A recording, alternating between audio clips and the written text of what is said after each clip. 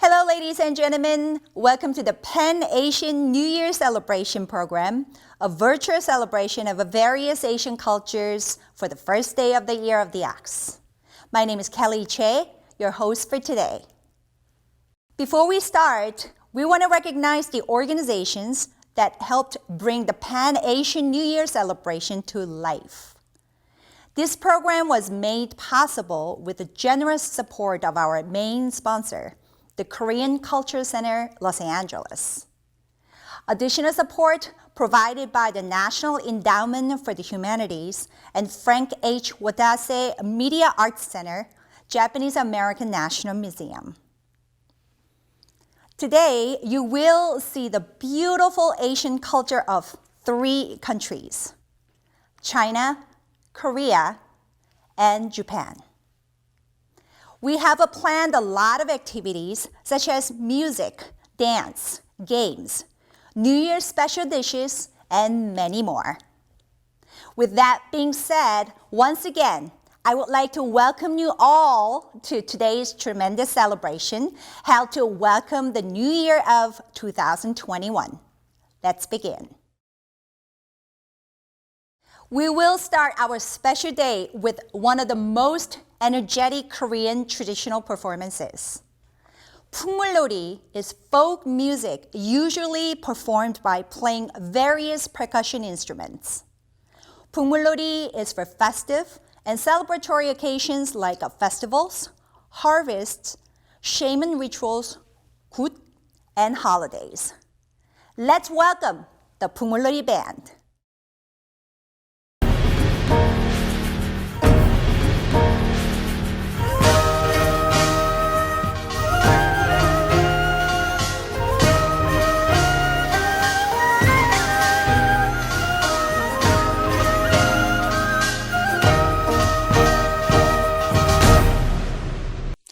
Ladies and gentlemen, my name is Kelly Che. Welcome to the Korean Culture Center of Los Angeles. For those who are interested in world music, today I would like to introduce some Korean culture to your home.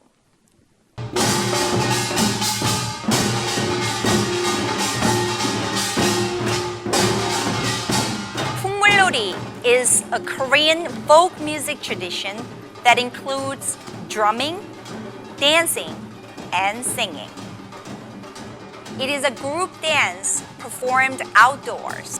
It is often performed at harvest moon time and other momentous occasions. You will see various Korean drums in this episode. Here are 4 basic instruments in Pungmul. 북, 장구,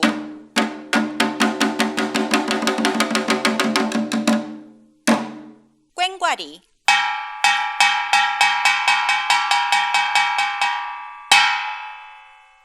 징.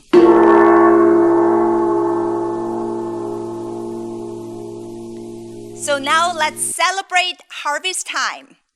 Here is Pungmul.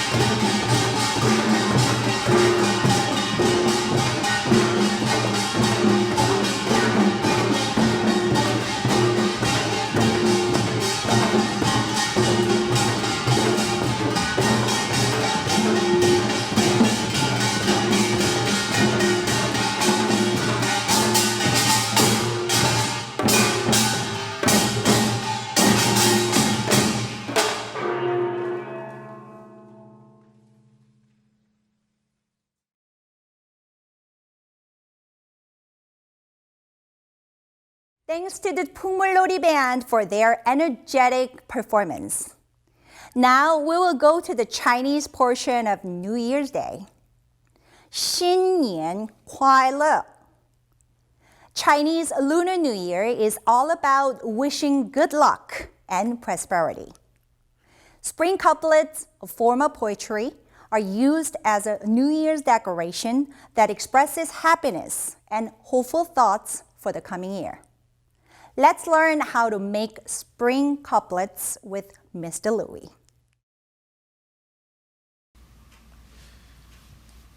Okay, this scroll that I'm writing now is called The Golden Ox Brings Happiness.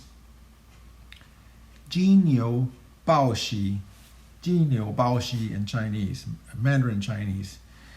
This is a new bottle of gold ink, and I see now I'm going to have to dilute it with some water because it's very, very thick. Very, very thick. I'm using gold ink this year. This is my third year using the gold ink. All my friends prefer gold. Most of the calligraphers use the black ink on the red paper, but the gold really stands out. As you can see, that gold is brilliant. And also in Chinese culture, gold and red are very, very auspicious or lucky colors. In ancient times, only the emperor could wear gold colored clothes or yellow. Anybody caught wearing yellow who wasn't part of the royal family were executed or punished. So, gold is a color of wealth. So people like to hang these scrolls that are in gold ink, around the house or a place of business. Now this stroke that I'm writing now it's called the worm's head and the goose tail. You'll see how the tail, forms. It goes from thick to thin to a point. That's called the goose tail. And that is the dominant stroke in the clerical script that I'm writing. This clerical script was written or used during the Han Dynasty more than 2,000 years ago and is still in use today. Many calligraphers do not study this script because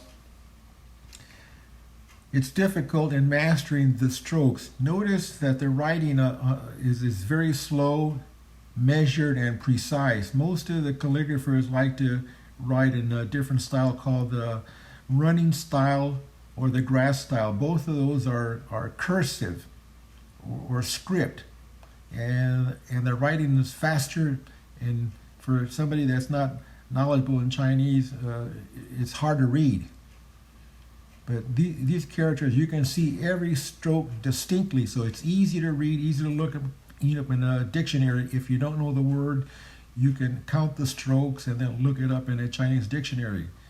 So it's easy to read, and easy to read, and they're clean strokes.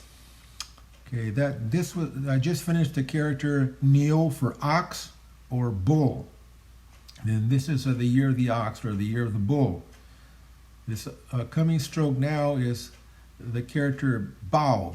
Bao means to announce or proclaim.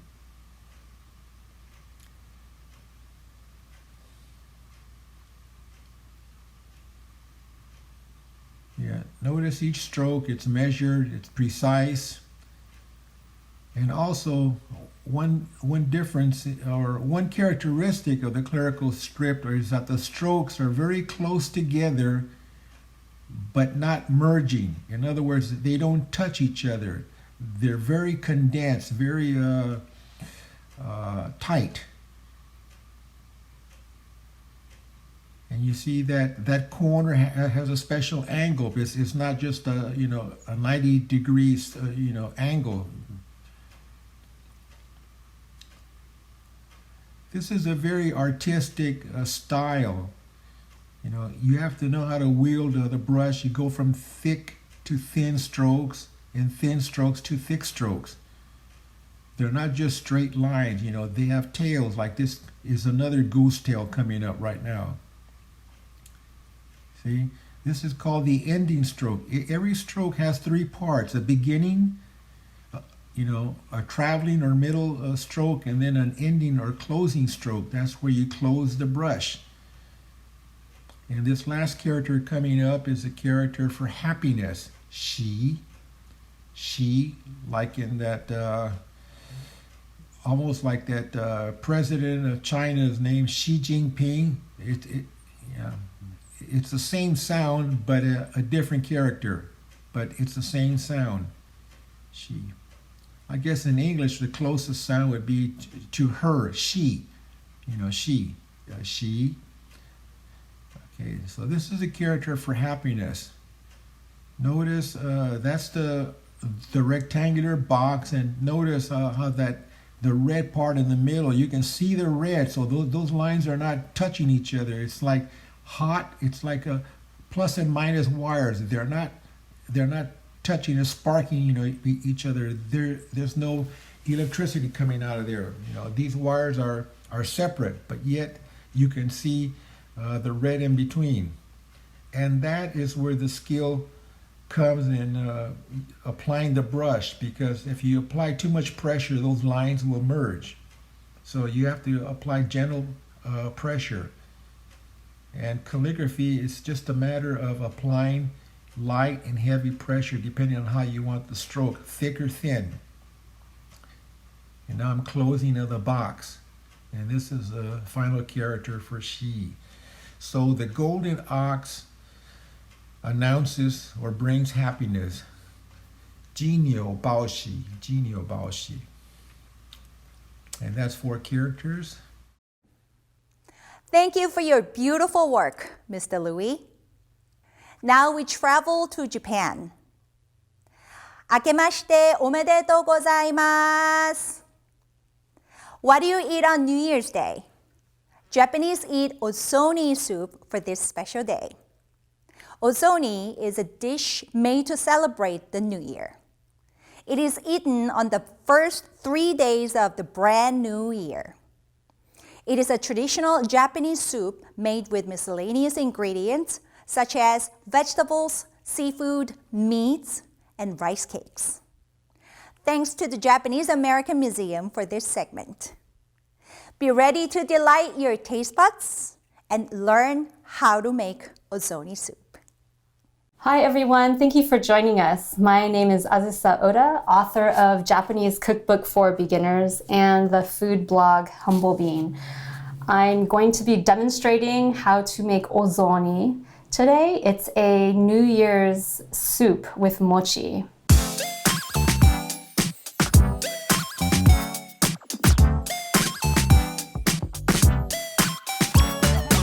I wanted to start by making the mochi itself because I know with the pandemic, many events will be canceled, including mochitsuki that usually happens annually, where a community comes together and pounds their mochi.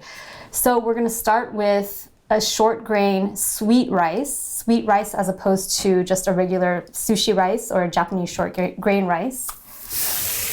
It should say somewhere on the front, sweet rice. This one I'm using is from JFC. And JFC is actually a really interesting company. They've merged with Kikkoman too, and Kikkoman has a long history with the Japanese American community. The first immigrants that came to Hawaii actually brought with them shoyu. I guess they knew they were gonna need this as part of their daily lives. So that shoyu that they brought actually eventually turned into Kikkoman. So it's kind of like a household name, but it actually has a very centuries old history. And they actually brew their shoyu in Wisconsin, which I didn't know. So we're gonna start by, I've actually already washed, rinsed, and drained the mochigome, and I've let it soak. And the ratio you're looking for is 1 to 1. So 1 cup of rice, 1 cup of water. So I've had that soaking for a while now, so I'm gonna go ahead and turn that on and we're gonna get started. Okay, so we're gonna let that rice come to a boil. Once it does, I'll put the lid on it, turn the heat down to low, and then cook that for 20 minutes, and then steam for additional 10 minutes at least.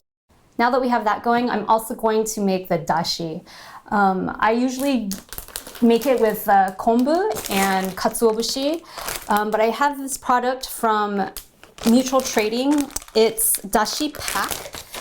It comes in a bag like this. This is actually for restaurant use. So if you Google MTC Kitchen Home, you'll find a wide-ranging product, including dashi packs you can use at home. I try to look for ones that have no additives, and actually they have a lot of kitchen tools and very cool things that you can't find everywhere. So I would highly recommend going there. But we're gonna go ahead and boil this for a little bit. I've had kombu soaking in the water, and I'm gonna add this once that comes to a boil and kind of simmer it or keep it on low for about like 20 minutes. So that'll be the base of our ozoni, the soup, the dashi. Next, I'm gonna use about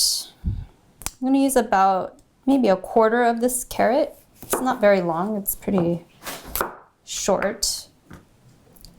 And I'm gonna peel it. And if you have like one of those vegetable cutters that it's kind of like a cookie cutter, but smaller, that can give you a nice shape, like a sakura flower petal shape, then that's where you can use that here. I'm gonna cut these in about, I would say, 1/8 of an inch. Cut them a little thin so that when we go to cook it won't take too long.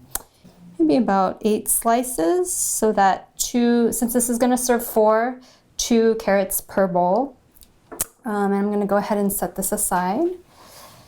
I also have here komatsuna, steamed komatsuna that I've also squeezed to let all of the water out. It's a Japanese mustard spinach, but you can also use regular spinach. I wouldn't use baby spinach because it sort of disintegrates and gets a little slimy. So just regular spinach, which you can steam for maybe 4 minutes and then squeeze the liquid out.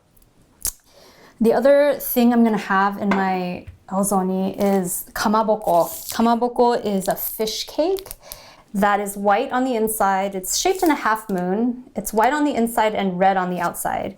They also have one that's all white. So this is by Kibun. It's a well-known Japanese fish cake maker, and they are also being distributed by JFC. And you can find this any time of the year, but kamaboko is used especially New Year's too. So we're gonna open this and slice it up. Kamaboko has already been cooked, so we don't need to worry about that. And if you want, you can also use kamaboko in udon and soba, soup dishes, and also if I have some left over, I will chop it up and use it in fried rice. So before we move to the chicken, I'm going to just separate the shimeji. It comes in a bunch like this. You can also use shiitake and other mushrooms, whatever's available for you. Another thing you can add is mitsuba, which adds a nice fragrant herbal quality. It brightens up the ozoni because the ozoni is very savory. So that's what the mitsuba does. It's like a Japanese parsley, but we don't have that today. Or yuzu. Yuzu peel is another one of those accents that you can put to brighten up the soup. I'm going to use lemon zest for today's purposes. And you don't need to add too many ingredients in each soup bowl. It's okay to have a lot of soup and just a scattering of ingredients. And because the mochi is in there, it's gonna give you some substance. So we're going to just have a little bit of each vegetable and fish cake in there. So I have this very tiny lemon from my yard. I'm going to just take my peeler and run it along the skin to get probably small pieces like that to garnish the ozoni with. So I have here boneless, skinless chicken thigh. You could also use chicken tender, something that won't get too tough when you cook it. I'm gonna trim the fat off this chicken. And usually when I flip it over, there are 2 places that I look. One is on this side, and I do kind of like a incision, And then that reveals this white connective tissue. So I'll just run my knife along that to release it. And then on the other side, there usually is a pocket of fat. So I usually try to score the chicken, and here we go. It's right here. So I kind of run my knife along that and remove it. This ozoni is not a fatty soup. It's very clear, clean tasting soup. So that's why I'm trying to remove as much of the fat out as possible. And once we have it trimmed, then we can cut it into small bite-sized pieces. So I'm going to cut this way and maybe into thirds. And just go along the thigh that way, cutting into thirds. Okay, now we're ready for the mochi making. The rice is done. I've cooked it for about 20 minutes and let it steam for about 15. I have a wet towel here. I'm gonna place this at the bottom of my bowl because this will help stabilize the bowl and not have it knocking around while I'm pounding. Also, I've wet the inside of the bowl. The water is gonna help prevent the rice from sticking because it's very sticky and very hot. So please be careful when making this. Here's my rice paddle that I've dipped in water. It's handy to have a bowl of water close by because we're going to be using that frequently. So here is the rice, this mochi gome. It's very, very sticky. I have here a suri kogi. This is usually used to grind sesame seeds in a suribachi. You could also use any kind of dowel. I have another rolling, this I got at a Chinese market. It's just a regular dowel. You can use this too. Just remember to put it in water to prevent it from sticking. So what we're gonna do, like I said, dip this and then begin to kind of work the rice. So right now I'm just rotating the bowl counterclockwise and pounding and occasionally dipping in water.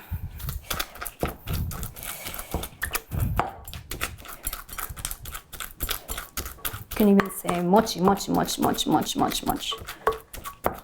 I still have very distinct grains here, but once you've gone around and you want to kind of flip this, again, dip your rice paddle in water and bring it up.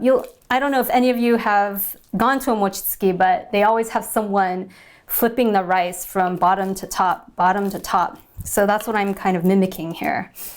And then go back to pounding.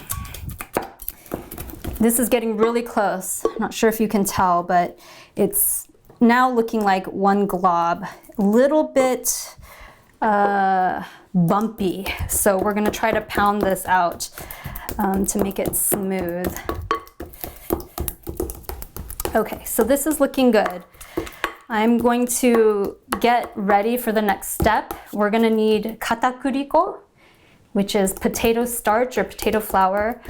You can find it at Whole Foods, Japanese markets, other Asian markets probably.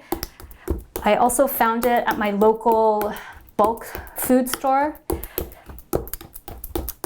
And the reason why we use katakuriko instead of, let's say, like mochiko, the rice flour, is because it's a little less expensive to use. Okay, so let's get ready for that. I have katakuriko here. You're gonna want to be generous with this. And coat your entire board. And also, I'm going to have a little extra mound on the side. The other thing you want to have prepared is some kind of tray or baking sheet. And this is where we're going to put the mochi, the shaped mochi. And I'm going to just dust this with katakuriko as well. because even after you shape it, it's gonna tend, after it sits a while, the flour kind of absorbs the moisture and it's gonna wanna stick. So I'm just lightly dusting my baking sheet. Okay. Now make sure your rice paddle is wet. I'm going to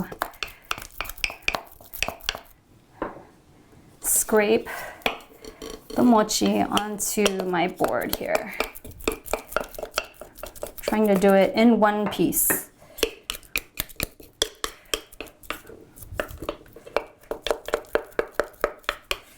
And we're going to dust it on the top as well as the sides. The sides need dusting.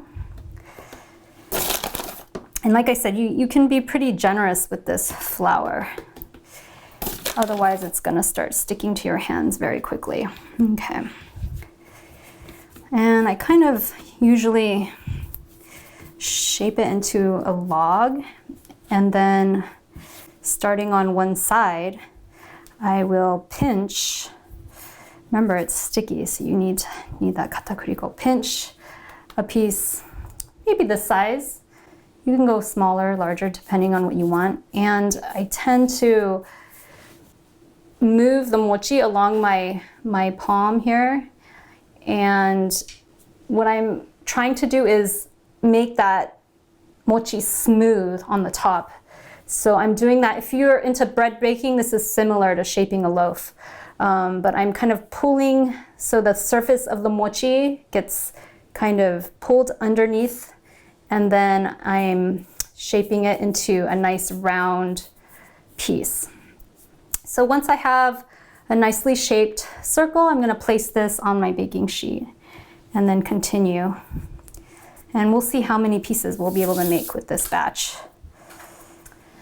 Okay, so we're done shaping the mochi. From the 2 Japanese rice cups of mochi gome, which is about 1.5 cups of American cups, I have here about 18 pieces of mochi. So we're gonna set this aside. So now that the dashi is done, I'm scooping in roughly between 3¼ and 3½ cups of dashi. That's about 800 milliliters. Okay, I'm gonna set this on medium heat. And we're gonna wait for that to come to a boil. The other ingredients we're gonna use is mirin. This mirin is by Takara, and they're a company that originated in Kyoto. They actually brew this now in Berkeley. So both the mirin and the sake, we're gonna use both of these today. Now that the dashi has come to a boil, I'm first gonna add the carrots. These carrots are gonna cook simmered for about 2 minutes. Next, we're gonna add the chicken. I'm adding it one at a time because I don't want the chicken to clump together and cook, because they'll stick together. And we'll let that cook for about 3 minutes. I'm gonna add the shimeji here. The shimeji cooks really fast, so we're gonna add that last.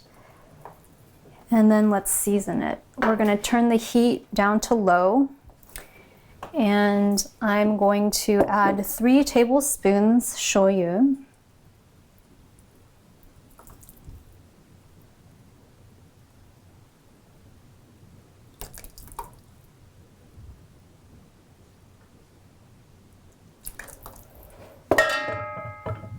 One tablespoon sake.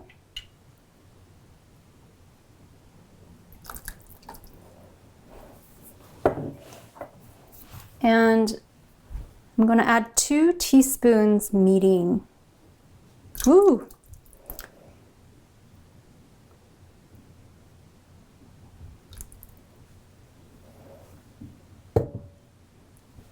And I'm going to let that cook so the alcohol cooks off for about a couple more minutes. Okay, so we're gonna plate the ozoni I'm going to put this fresh mochi in here just as is, but if you have day-old mochi or older mochi that is hard, or even the store-bought mochi that comes in a rectangle or a circle, you'll want to cook that maybe in a toaster oven if you have it, or on a dry pan, maybe with the lid on, and wait for that to soften and puff up, and you'll get a nice crispy, crunchy edge, which is also nice. But since this is fresh, I'm going to go ahead and put this in the bowl. I'm going to add a piece of kamaboko, and I'm going to also add some of the steamed komatsuna, or spinach if you have it, both the leaves and the stem. And then we're going to ladle the broth in. So after you've seasoned the ozoni and it's warmed, I recommend tasting it. And a lot of this is by preference. Oh, it's really good. It's very warming. The katsuobushi is really nice. Or the dashi, I can really taste that smoky flavor.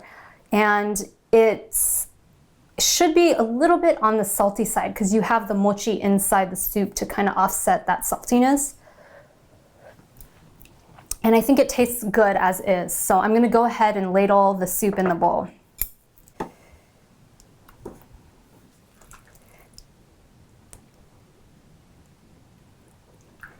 So we have some shimeji in there.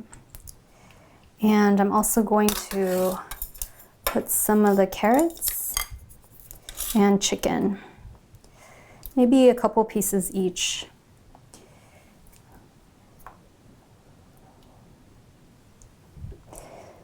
Like I said, it shouldn't be overrun with too many ingredients. I like having the addition of the carrot and the spinach because it adds nice color. And of course, some shimeji. Let's put a couple more in there. And we'll want to top it with that lemon zest. So that's the ozoni. And I hope you have a chance to make it for your New Year's. It's, like I said, really warming. Oh, has that really clean flavor from the soup, and that the kind of fragrant lemon is really nice. It kind of cuts through, it has that citrus brightness. And the way that I eat it is take a little nibble of the mochi and a sip of the soup. Because remember, the mochi is plain, so you need the soup to kind of season it. And a little bite of the kamaboko.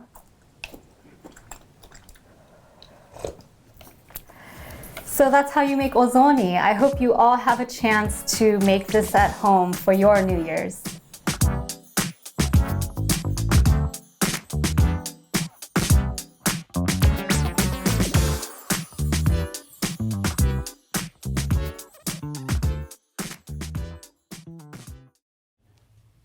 That looks delicious. Thank you, Asusa, for your presentation. Now, let me introduce some beautiful Chinese traditional music.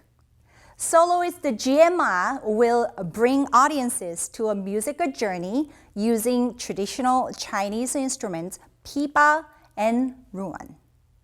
From classic Chinese music to modern and contemporary compositions, from acoustic settings to electronic expressions, GS music reflects Chinese culture heritage and multicultural influences and celebrates the diversity and rich culture of Los Angeles communities and the human spirit we all share.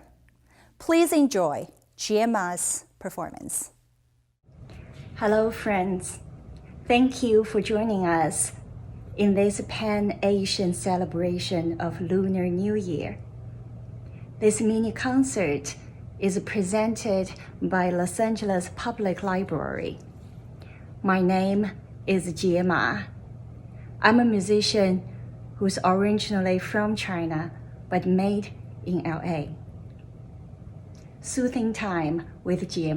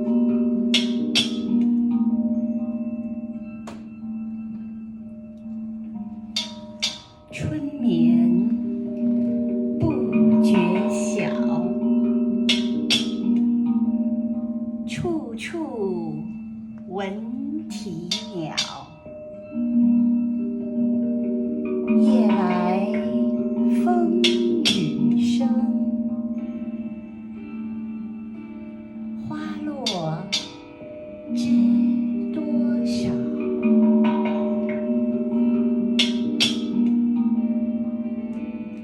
春眠不觉晓，处处闻啼鸟。春眠不觉晓，夜来风处处闻啼鸟。春眠不觉晓，夜来风处处闻啼鸟。春眠不觉晓，夜来风处处闻啼鸟。春眠不觉晓，夜来风处处闻啼鸟。春眠不觉晓，夜来风处处闻啼鸟。春眠不觉晓，夜来风处处闻啼鸟。春眠不觉晓，夜来风处处闻啼鸟。春眠不觉晓，夜来风处处闻啼鸟。春眠不觉晓。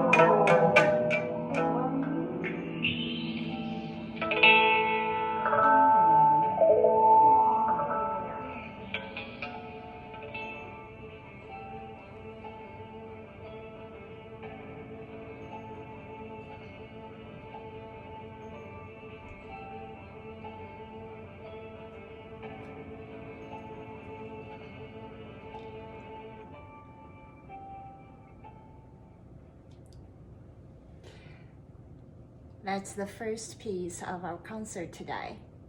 How are you? My name is Llama, and this instrument is called pipa, P-I-P-A. It's a traditional Chinese instrument. In China alone, this instrument already has over 2,000 years of history. And originally, it was imported to China through Silk Road from Middle East.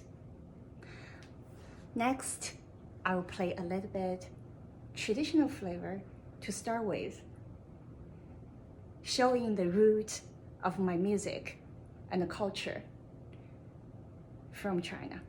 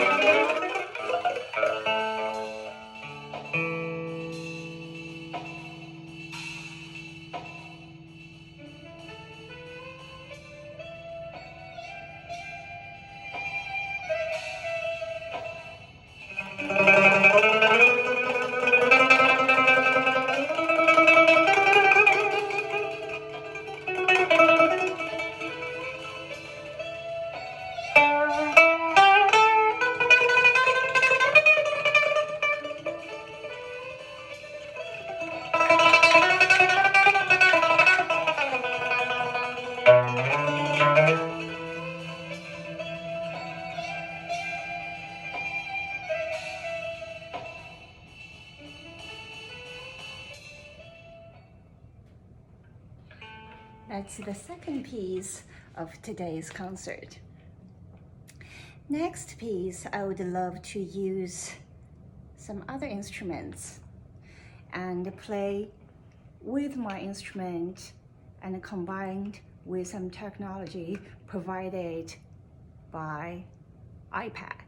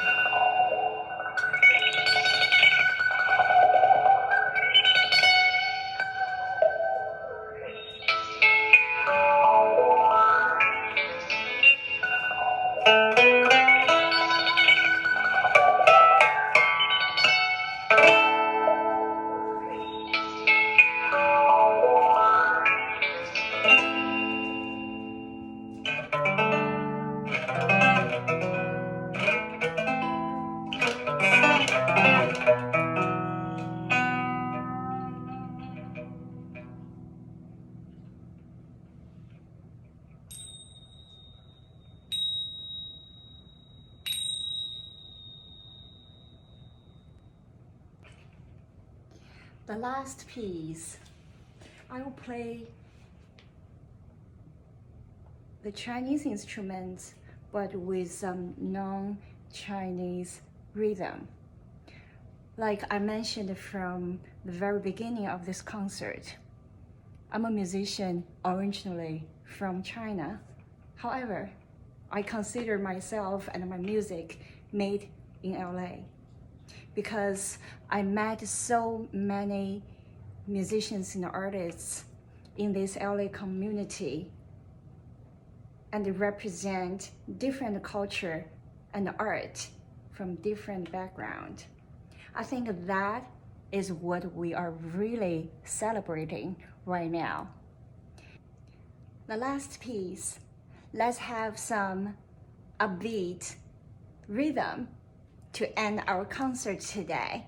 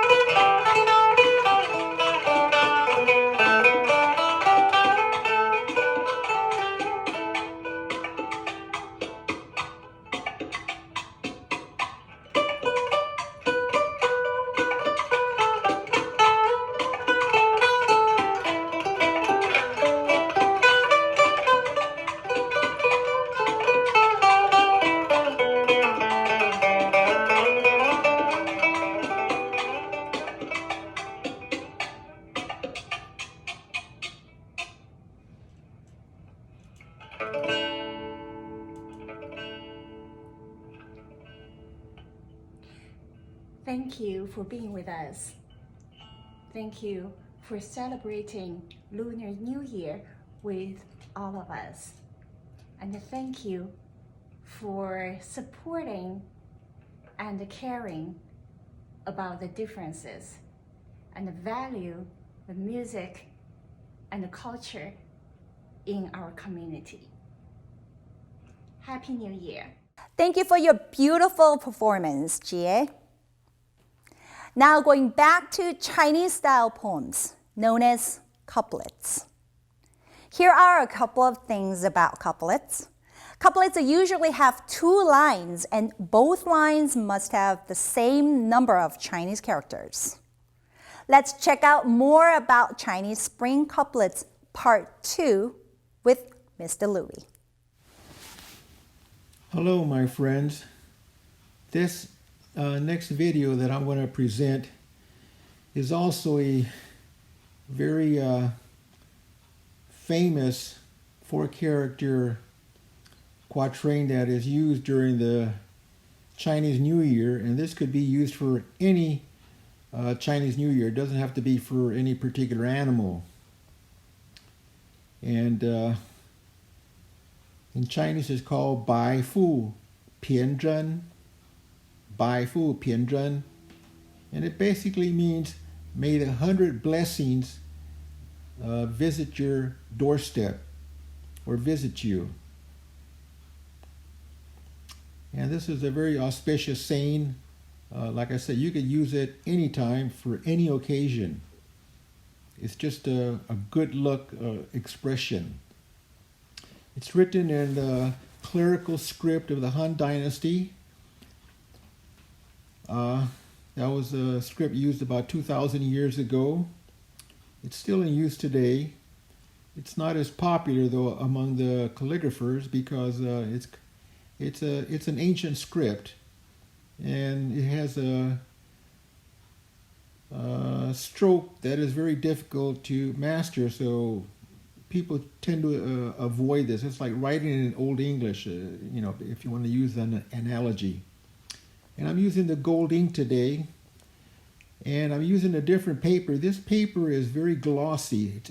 It's a very slippery paper, which means that the brush is basically skating on the surface of the paper.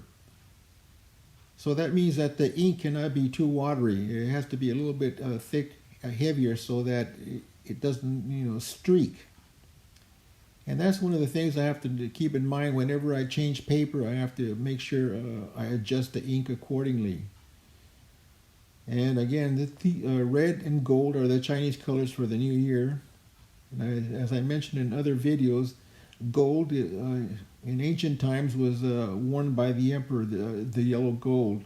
So the commoners were not permitted to wear anything yellow or gold colored. If they did, they would be executed or suffer harsh punishment. But today, since there are no more emperors, you know, red and gold can be used and worn and displayed on the house. People like gold because it denotes wealth. Most of the New Year's calligraphy, though, is not written in gold ink. It's instead in black ink. For some reason, well, the calligraphers prefer black ink. And black ink also, you know, stands good against red background. If you can look at checkers, you know, red and black, you know, chips. So, you know, black also works, but I prefer gold. And this is my 3rd year working with gold ink.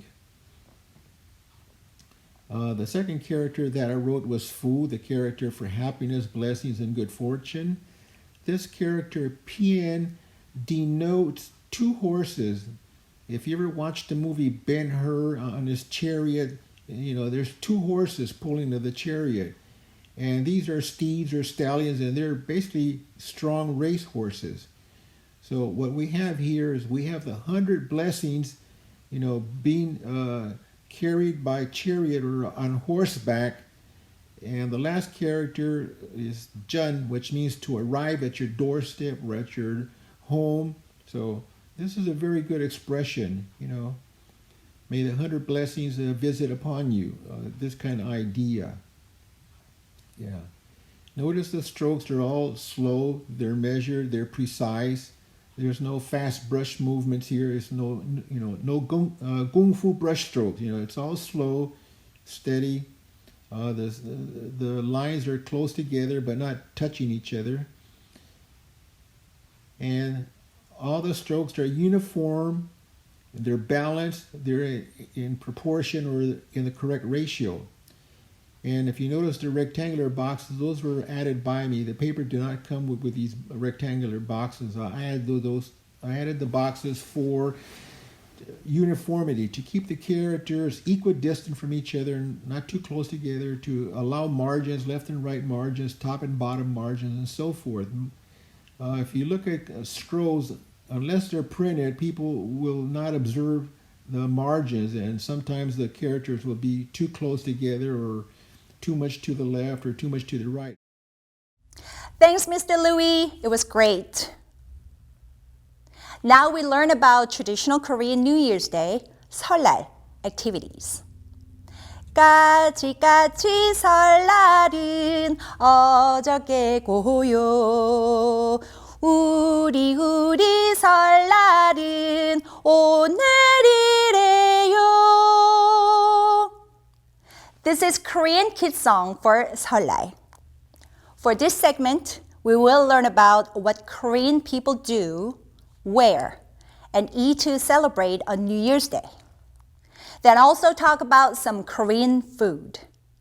Common characteristics such as main dishes and side dishes called banchan.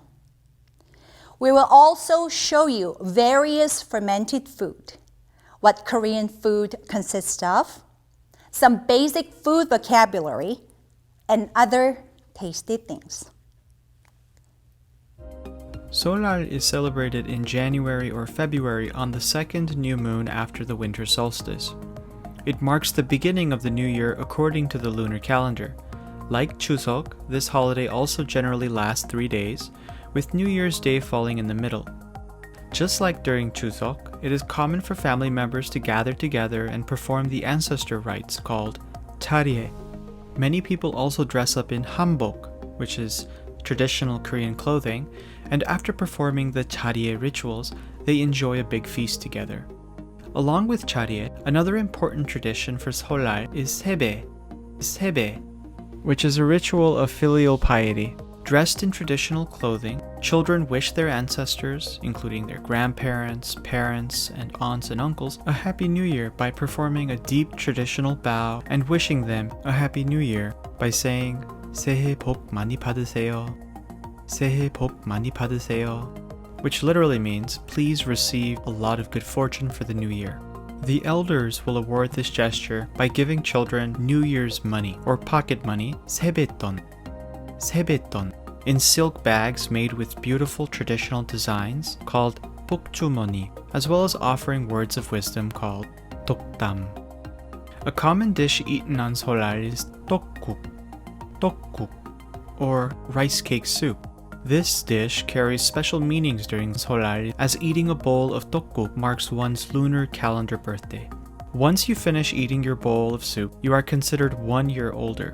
Other foods that are prepared for Solal include kalbijim, or braised short ribs, japchae, or sweet potato noodles with meat and vegetables, 전, Korean pancakes, hangwa, which are Korean traditional cookies, and more. After performing the Solal traditions and eating together with the family, it is common to play traditional games including yunori, which is a type of board game involving throwing 4 wooden sticks, and chegichagi, a game which involves kicking a badminton shuttlecock-like object, among others.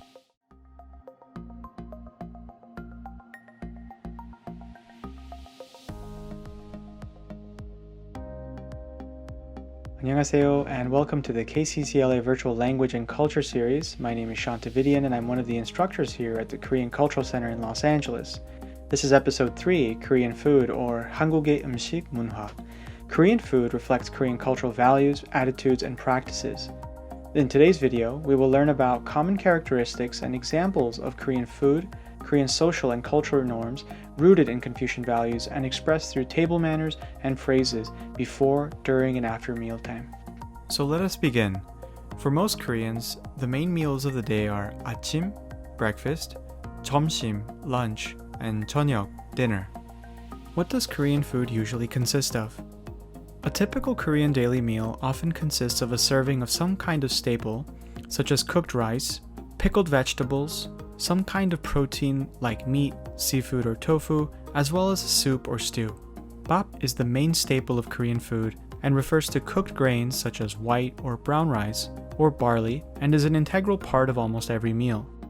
As a general expression, bap can refer to food, but it can also refer to meal, and this broader meaning is reflected in expressions like 밥 먹었어요, which is the non-honorific equivalent of 식사하셨어요, which was covered in episode 1. Although it literally means did you eat, it is simply understood as how are you. In addition, many rice-based dishes have bap in their names, including popular dishes such as kimbap, bibimbap, and 볶음밥. Banchan, which refers to the wide range of side dishes that accompany bap, is a quintessential part of Korean food. Most people are well accustomed to the popular Korean banchan called kimchi, but there are literally tens if not hundreds of different banchan to enjoy. Here are some examples of popular banchan that are often served at restaurants and alongside homemade meals. There are a number of distinct features that characterize Korean food. The first feature is that Korean food incorporates a lot of 발효 음식, or fermented foods. 발효 음식. Now, we're all familiar with kimchi, but there are a number of other fermented foods and condiments used frequently in Korean cooking. First, we have meju, which refers to soybeans that have been cooked and crushed into a paste, and then pounded, kneaded, and shaped into blocks. Traditionally, these blocks are then left to dry on the heated floors called ondol, and once they are dry enough to hold their shape, they are tied up with rice straws and hung to dry, and undergo fermentation over several weeks. Notably, meju gives off a strong, distinct pungent aroma that is characteristic of traditional Korean homes. Several important Korean condiments that are made using meju include doenjang, or soybean paste, which is used to make doenjangjjigae, soybean paste stew, gochujang, red chili paste, which can be found in dishes like tteokbokki and bibimbap, samjang, a thick soybean paste that combines doenjang and gochujang and often accompanies Korean barbecue. And lastly, jeonggukjang, which is a fast fermented bean paste that is often used to make a stew by the same name. Another characteristic of Korean food is 배달 음식, or delivery food, 배달 음식. As South Korea is a leader in the field of information and communication technology, it should come as no surprise that food delivery services are fast and easily available through a variety of smartphone apps. One can order any kind of food whether day or night, but the following are some of the most popular dishes ordered for delivery. Chicken, fried chicken, fried chicken, 양념 chicken, fried chicken coated in a spicy sauce, 보쌈, boiled pork eaten with a salty sauce and wrapped in greens, 족발, seasoned pig's feet, 짜장면, black bean sauce noodles, ramen, noodles. Kanshik refers to snacks that one may enjoy between their daily meals. The sheer variety of different snacks and flavors available at convenience stores, cafes, and street vendor carts will make you want to try them all. Here are some examples of Korea's most beloved snacks. Chocopai. A snack cake similar to the American moon pie and consisting of 2 layers of cake covered in chocolate and a marshmallow filling. 계란빵. A tiny, fluffy loaf of bread with an egg on top. 붕어빵.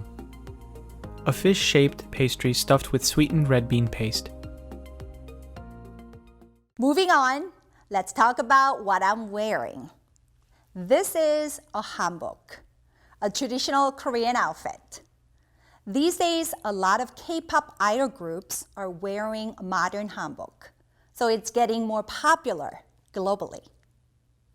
In this segment, we will give you a brief history of the hanbok, from ancient times to present, show different types of hanbok for men, women, and children, and much more.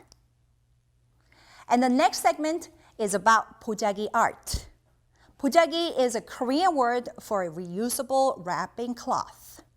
It is usually used for gift wrapping, transportation, storage, and home decoration, and it is a very practical object for everyday life.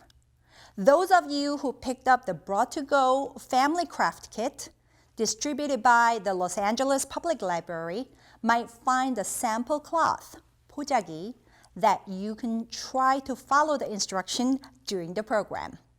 Please enjoy. 안녕하세요 여러분. Welcome to the 4th episode of Short and Sweet Lessons on Korean History and Culture. You like my outfit?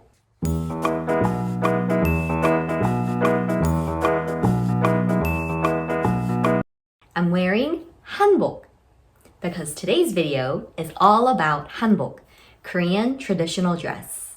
So let's learn about the history of Hanbok. Hanbok is a type of dress traditionally worn by all ages of people of Korean heritage. The basic dress design is comprised of two parts, an upper component and a lower segment.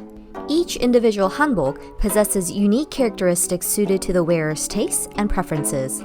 Hanbok has a rich, storied past, and its structure and form have evolved along with the developmental changes in the cultural climate of the Korean people. In ancient times, Korean people mostly wore white clothes. For this reason, Koreans were often referred as 베개민족, the people of white clothes. Hanbok was fully developed when cotton seeds were brought over from China in the 14th century. Moon Ik-jeom is regarded as the Korean envoy to China who brought it over. Let's take a look at some historical records that show Hanbok. This is a tomb mural from the Goguryeo Kingdom. This is a picture of the model of King and Queen of Silla Kingdom displayed at the National Folk Museum of Korea. This is a portrait of Lady Choban, an upper-class woman from the late Goryeo period, wearing hanbok. Another picture that shows a person wearing hanbok, this one is a portrait of Lee Jae-hyun, a politician and an early Korean Neo-Confucianism scholar. This is believed to be from the late Goryeo period as well. This is a photo of a mother and child wearing hanbok, believed to have been taken between 1910 to 1920. This is a black and white photo of a man wearing hanbok taken during the Korean War times.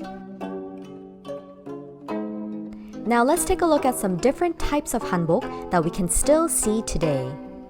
We still often see people wearing traditional and contemporary hanbok for different occasions. As for men, they wear pants and jeogori, along with the joki and magoja. As for women, they wear chima as skirt and jeogori as their top. The beauty of hanbok lies in the harmony of its colors and its simple, bold lines. When wearing hanbok, you should wear boson instead of socks and gomushin instead of regular shoes. In the summertime, many people wear linen hanbok. Here you see a picture of elderly men wearing linen hanbok. This helps the person to be more comfortable during the sultry summers in Korea. And of course, we have cute children's hanbok. One main characteristic is that the sleeves are made of many different colors. Here are photos of court clothing, hanbok that you may see during various special ceremonies. People of higher status wore much more ornate and expensive clothes than the commoners. Certain types of clothing and special colors were reserved only for those of the royal family, such as the color gold that was reserved for royalty throughout much of Korea's history. These days, when you visit Seoul, you can see many people wearing hanbok and enjoying a tour of the city. Every year at the seminar, we have a hanbok show. It is a time that the seminar attendees, who are teachers and administrators, get to try on hanbok and be on stage. Here you see seminar participants getting ready for the show, and here are some clips from the Hanbok show from a previous seminar. Female royal servants wear. So this was also worn by noble families on formal occasions and ceremonies. Police officers. In Korean, it's 포도대장. He's coming marching in wearing Pungmul while playing a Korean traditional drum called buk. Please give him a round of applause. So, once again, he's wearing dopo and kat on his head. They typically wear the coat and leather shoes. Kat is a type of hat worn by the men during the Joseon dynasty. Those who are in the government administration positions would dress this way as well. Open your arms, thank you. Great. This is also called shimidede. It represents the beauty of cranes and was worn by noble scholars. Ooh, that's good. Please give him a round of applause. Only worn by young girls before they're married. And their hair was also usually braided and tied with a red date. Your best fashion. Hanbok for children were usually made in materials in 5 different colors. Like you see the boy has his sleeves with the 5 different colors.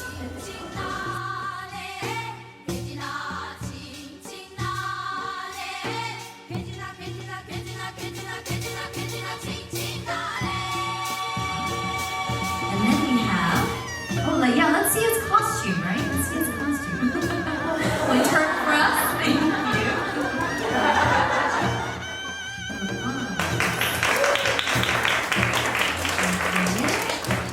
They'll be standing between the lovebirds there. They were very typical props for wedding ceremonies. Once again, bride will bow 3 times. The 3 bows represent her respect for the groom's parents and ancestors. So the bride, she's wearing a red skirt and a long coat called halo. This was only used for wedding ceremonies.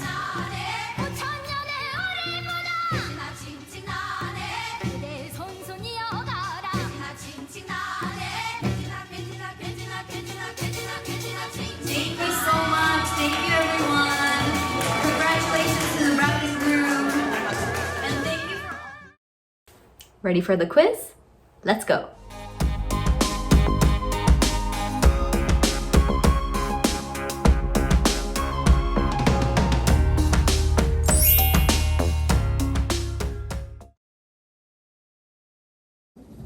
Hello everyone, this is Ellen again. Happy Lunar New Year. I wish everyone stays safe and healthy. I'm really hoping this is going to be a better year for all of us. Yeah, thanks for joining me today. I hope you enjoyed the previous introduction video of pojagi and you got some ideas what we are going to do today. Yes, we're going to do some pojagi wrappings together. I know some of you got family craft kit from the Broad Museum, some of you don't. If you don't worry. I think you can easily find this kind of square cloth fabric from your home. It could be your fabric napkin kind of thing. So yeah, since it's LA Public Library event, we thought it would be really fun to wrap a book. So I have pojagi and book with me. I'm going to start first. I'm going to show you how to first, and then we can all do it together. Before we start, I just want to introduce you this pojagi material. This is easy to take care. You can just wash it in your laundry machine and dry and tumble dry. Very practical and beautiful. So put your pojagi in front of you like this, like diamond shape. And put your book in the middle, and let's check if your book is in the middle. And then bring this side over, and then bring this side over, and then you have this part, and you can just fold it and leave it like this, and then grab these two ends together.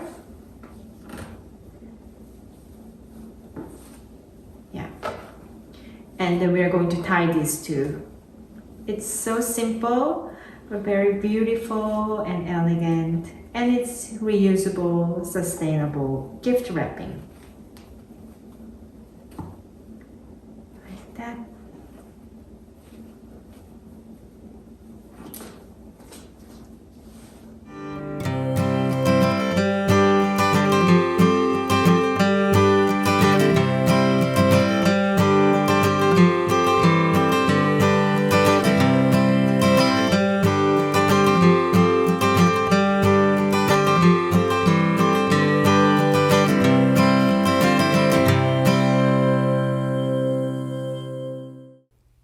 Thank you, Jeannie and Ellen. It was beautiful. For the following act, please welcome back a presentation of Chinese traditional spring couplets. As you saw in a previous segment, Chinese couplets are often written in gold ink on red paper. Both colors are considered the most beautiful colors. The Chinese saying, yellow generates yin and yang, which implies that yellow is the center of everything. Please enjoy. Hello, my friends. The video that I'm going to write today is the second couplet to a video that I previously wrote. The one I previously wrote was May the 100 blessings be visited upon you. And this one is May the 1,000 good fortunes be as numerous as the clouds and follow you. And in Chinese it's pronounced Qian Xiang Yun Ji. Qian Xiang Yun Ji. And it's written with gold ink in the clerical script of the Han Dynasty. And I'm using the special gloss paper, which is very slippery. So you have to be extra careful with a brush, because if you put too much pressure, the brush will tend to skate, and you don't want that. And notice that the strokes are very measured and calculated. They go from thin to thick, and they all have a closing brush stroke. So, it's not just a fast brush stroke, about, up into the space. I turn the brush back, to close the brush stroke. And that's one of the techniques in writing the clerical script. You have to calculate, each brush stroke, where you're going to place it, where you're going to start the brush, where you're going to end the brush, the length of the stroke, how close to the next stroke, and so forth. All these things are mental calculations that I have to calculate in my head. I have to see the whole character in its totality before the brush touches the paper. Once the ink touches the paper, the brush touches the paper, it's too late to change your mind. You can't erase or go back. So everything has to be done precisely. And this script requires patience, concentration, and writing slow. It's not a fast script. It's not cursive, so you can't speed through this script. This script is not very popular with calligraphers today because of what I just mentioned. The calligraphers today like to write fast, and most of the time the people that get the scrolls can't read them because they're too cursive. Only another fellow calligrapher can understand the writing. You really have to be an expert in, reading Chinese in order to, read script. And this is like standards. This is just one step below the standard script, which is in use today. This script was used 2,000 years ago and still in use today, but it's mostly found on, temple buildings, places where you want to emphasize antiquity, like 100-year-old store in business and so forth. Notice the strokes, how they're so close together, yet the lines don't touch each other. And that's one of the characteristics of the clerical script, is making sure the strokes don't touch each other, just like hot wires. You don't want them sparking and merging. You want each stroke to be distinctive, so that you can see the red spaces in between the gold stroke, lines. And that's where you have to wield the brush with concentration, not too fast, and so forth. This last character coming up is the character G, means to assemble, to gather, to concentrate, and so forth. And the character before that was the character for cloud. So it's like a concentration of clouds, or a gathering of clouds. So the 1,000 good fortunes will gather together as numerous as the clouds in the sky, and they'll follow you. So that's the idea of these 4 characters, and they're very auspicious. You can use them for the new year, for any occasion. These don't have an expiration date, unlike the characters for the year of the ox, or the year of the rooster, and so forth. Those are only good for 1 year.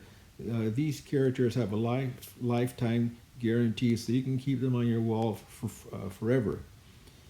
And notice how each stroke is closed, it goes from thin to thick, and vice versa. And you'll see the rectangle squares, those were drawn in by me to keep the characters spaced apart evenly, and in the middle of the page. So again, qian means 1,000, qian. Xiang means good luck, good fortune, auspiciousness. Yun, cloud or clouds, yun. And Ji, gather, assemble. Thanks again for your work, Mr. Louis. Now let's play a traditional Japanese kids game, fukuwarai. Fukuwarai, or in English, Lucky Laugh, is a Japanese children's game popular at the New Year. Players are led to a table which has a paper drawing of a human face with no features depicted, and cutouts of several facial features. If you like to play the pin the tail on the donkey, you'll love this game. Please enjoy. Hi, I'm Masako, librarian at the Little Tokyo branch. Today, we will play the Japanese traditional game for a New Year celebration, fukuwarai. Fuku means luck, warai means laugh. This game is a more elaborated version of the game Pin the Tail on Donkey. Instead of donkey, a man's mask called hyottoko, that is a funny man's face, or a woman's mask called okame, that represents happiness and fortune are used. It can be played with a group of people from little ones to adults. Before we start the game, we need to cut out the face parts of hyottoko and okame mask. We then select a player. The player wears a blindfold. The audience instructs the player where to move the face parts. Let's demonstrate it with librarian Anna and David.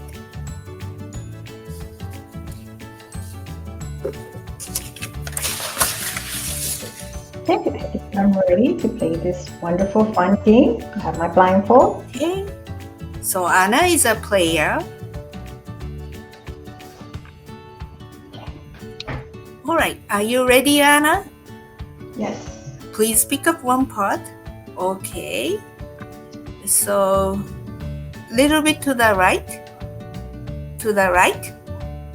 More right. Okay, down. Alright. Okay, here comes the next piece. Let's go a little bit to right. A little bit down. A little bit more down. Yes, right there. Great. Okay, third piece. Okay. Little bit down. Little bit up. To the right. To the right, little bit. Yes. Place it. Oh. Here's the next piece. Yeah. And let's go a little bit to the right. Let's go down a little bit. A little bit more down. Yes. Let's go gently. Yes. Nice. Great. All right. That piece goes to the right. Goes to the right. Okay. There you go. Put it a little bit left. Can you move it slightly left? Oh, there you go. Up. Up if you can. Good. Great. Mm-hmm.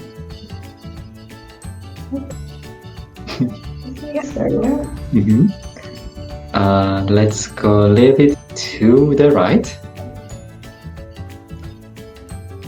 A little bit up. Yes, right over there. Mm-hmm. Okay.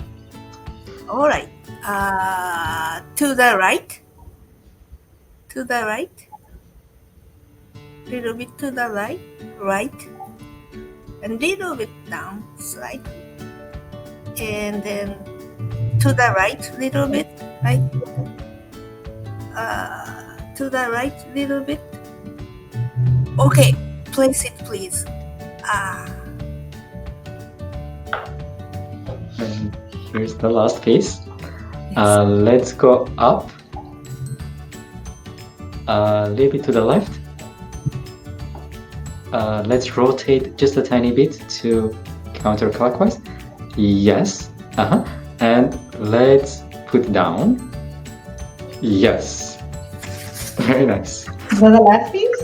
Yes, That's the last ready piece. to watch.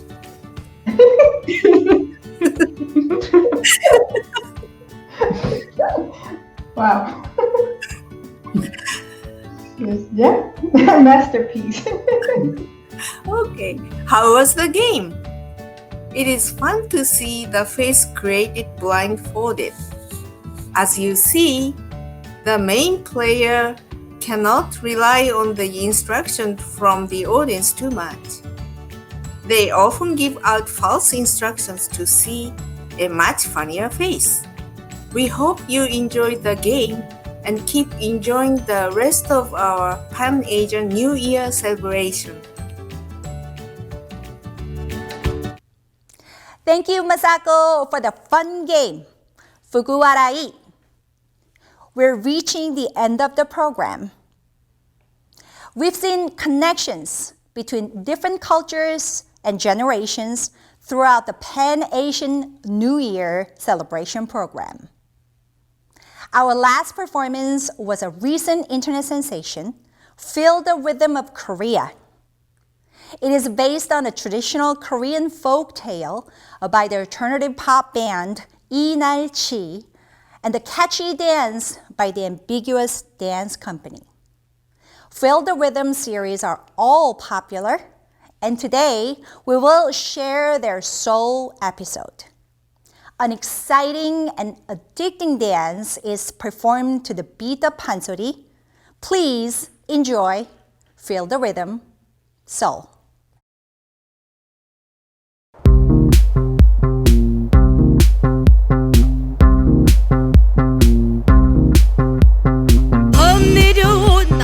봄이 내려온다. 장님 깊은 골로 대한 짐승이 내렸다. 봄은 덜숭덜숭 꼬리는 잔뜩 핫팔이 넘고 우해머리 흔들며 전동 같은 앞다리 봉화 같은 뒷발로 양기 찌우지고 새낙 같은 발톱으로 잔디뿌리 왕모래를 촤르르르르 그치며 주홍잎떡 벌리고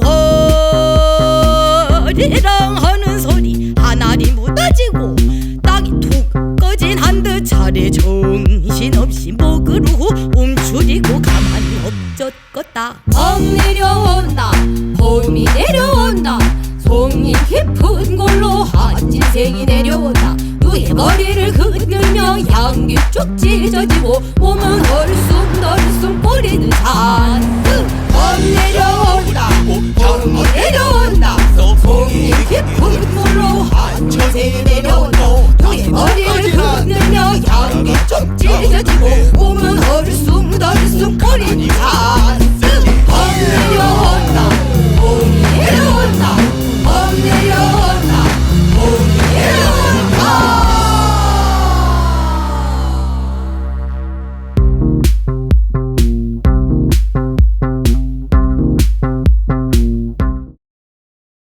Thank you to Inai Chi and the Ambiguous Dance Company's high energy performance. Feel the rhythm, soul. That concludes our program. Before we conclude, we want to recognize the organizations that helped bring the Pan-Asian New Year celebration to life. This program was made possible with the generous support of our main sponsor, the Korean Culture Center, Los Angeles. Additional support provided by the National Endowment for the Humanities and Frank H. Watase Media Arts Center, Japanese American National Museum. We hope you enjoyed our Pan-Asian New Year celebration program. We wish you more peace and prosperity for next year. Stay safe, everyone. 새해 복 많이 받으세요. Happy New Year!